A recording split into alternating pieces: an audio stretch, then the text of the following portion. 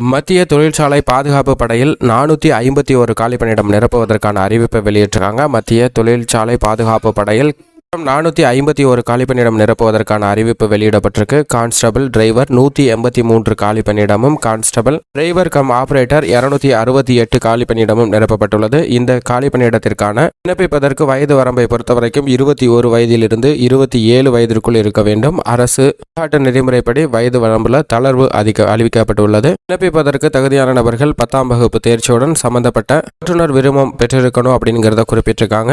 3 வருட பணி அனுபவம் இருக்க வேண்டும் அப்படிங்கிறதை குறிப்பிட்டிருக்காங்க. உடல் தகுதி குறைந்தபட்ச உயரம் 167 சென்டிமீட்டர் இருக்கணும் அப்படிங்கிறத குறிப்பிட்டிருக்காங்க.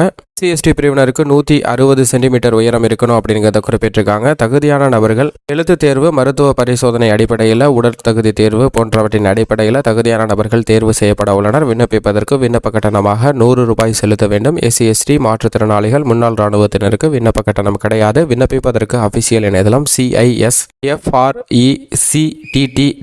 என்ற இணையதளத்தில் விண்ணப்பிக்கலாம்.